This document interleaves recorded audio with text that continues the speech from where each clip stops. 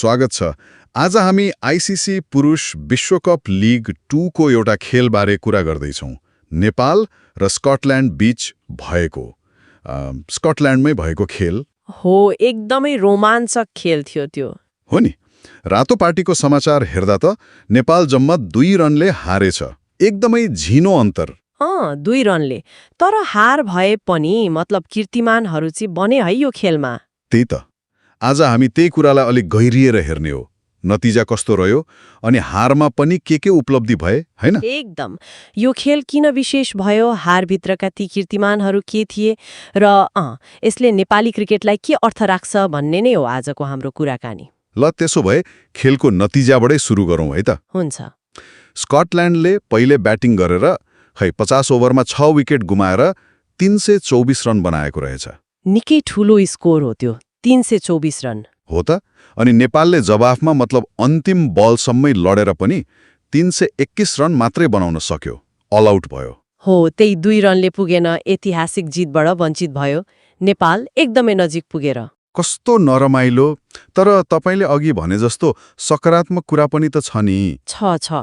सबैभन्दा ठूलो कुरा त नेपालले बनाएको यो 321 रन नै हो नि। यो एक दिवसीय अन्तर्राष्ट्रियमा नेपालको अहिलेसम्मकै सबभन्दा धेरै रन हो। हो र?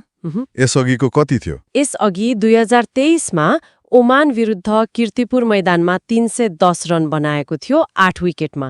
त्यो कीर्तिमान तोडियो। ओहो, भनेपछि स्कोर बनाउने क्षमता त बढेको देखियो। एकदम। यो ठूलो संकेत हो। अनि अर्को कुरा, त्यो साझेदारी दिपेन्द्र सिंह ऐरी र सोमपाल कामीको। हो, 7औं विकेटको लागि हैन? कस्तो थियो त्यो? त्यो त मतलब अविश्वसनीय नै थियो। उनीहरूले 7औं विकेटका लागि कीर्तिमानी शतकीय साझेदारी गरे। जम्मा 65 बलमा 105 रन जोडे। 65 बलमा 105? दिपेन्द्रले 51 बलमा 56 रन बनाए, 2 चौका। सोमपाल त झन् आक्रामक देखिए, 44 बलमा 67 रन, 3 चौका 4 छक्का हाने। वाह, दुवैले अर्धशतक बनाएछन्। हो, र यो साझेदारीले अघिल्लो कीर्तिमान पनि तोड्यो। पहिले आरिफ शेख र गुलशन झाको 68 रनको साझेदारी थियो 7औं विकेटमा। त्यो कीर्तिमान तोडियो है। यो त ठूलो कुरा भयो। एकदम। यसले के देखाउँछ भने दबावमा पनि हाम्रो मध्यक्रम, तल्लो मध्यक्रमले खेल्न सक्छ, म्याच फर्काउन सक्छ। त्यो त हो। तर खै यस्तो राम्रो खेल्दा खेल्दै पनि अन्तिममा 2 रनले हार्नु चाहिँ कता चुक्यो जस्तो लाग्छ नि त खेल सकाउने कुरामा। त्यो प्रश्न त उठ्छ नै। कीर्तिमान बन्नु राम्रो हो, तर जित्नु महत्त्वपूर्ण हुन्छ। तर यसले एउटा आधार चाहिँ देखाएको छ। अनि अर्को एउटा रोचक आँकडा पनि छ। यो खेलमा दुईटै टिमले गरेर जम्मा 644 रन बनाएछन्। 644? हो, स्कटल्यान्डको 324, नेपालको 321। यो पनि नेपाल र स्कटल्यान्ड बीचको एक दिवसीय खेलमा अहिलेसम्मकै सबभन्दा धेरै रन बनेको खेल हो। भनेपछि एकदमै हाई स्कोरिङ र प्रतिस्पर्धात्मक खेल रहेछ। त्यही त। अघिल्लो कीर्तिमान पनि यही श्रृङ्खलामा 593 रनको थियो, त्यो पनि तोडियो। तर एउटा कीर्तिमान चाहिँ बनाउन चुक्यो नि नेपालले, हैन? सफल रन चेजको। हो, त्यो चाहिँ चुक्यो।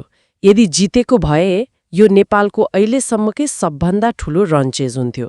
कति थियो अघिल्लो? अघिल्लो 297 रन थियो, त्यो पनि स्कटल्यान्ड विरुद्ध नै चेज गरेको। तर यो पटक 324 चेज गर्नुपर्ने थियो, 321 मा रोकियो। त्यो 2 रन यहाँ पनि महँगो भयो। अब स्कटल्यान्डको पनि कुरा गरौँ न। 324 रन उनीहरूले कसरी बनाए? उनीहरूको ब्याटिङ पनि उत्कृष्ट रह्यो, खास गरी कप्तान रिची ब्यारिङटनले। उनले शतक नै हाने, 114 बलमा 102 रन। ओहो, कप्तानकै शतक। 6 चौका 4 छक्का सहित। अनि माइकल लेस्कले त झन् विस्फोटक खेले, 62 बलमा 96 रन। 96? शतकबाट 4 रनले चुकेछन्। हो, 12 चौका र 3 छक्का हाने उनले। उनीहरू 2 जना बीच 6औं विकेटका लागि 125 रनको साझेदारी भयो। त्यही साझेदारीले स्कटल्यान्डलाई त्यो ठूलो स्कोरसम्म पुर्यायो। उनीहरूको पनि कीर्तिमानी साझेदारी रहेछ। हो, स्कटल्यान्डका लागि। त्यसो भए समग्रमा हेर्दा नेपालको लागि 2 रनको हार त भयो, अलि दुःखद नै भयो। तर यो खेलमा कीर्तिमानहरू धेरै बने। यसले नेपालको क्षमता देखाउँछ, हैन त? बिल्कुल। हार भए पनि यस्तो प्रदर्शन, यस्तो प्रतिस्पर्धा देखाउनुले नेपाली क्रिकेट सही दिशामै छ भन्ने संकेत गर्छ। टोलीको आत्मविश्वास पक्कै बढेको छ, ठूला टिमसँग खेल्न सकिन्छ भन्ने भएको छ। हो, यो खालि एउटा नतिजा मात्र होइन, भविष्यको लागि एउटा राम्रो सङ्केत पनि हो।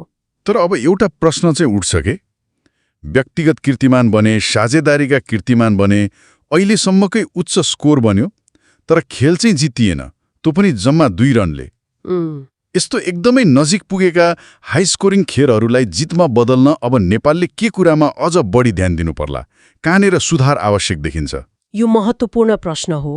सायद त्यो कीर्तिमानी प्रदर्शन र जित बीचको जुन सानो अन्तर छ नि, त्यसलाई कसरी हटाउने भन्नेमै अबको ध्यान जानुपर्छ होला।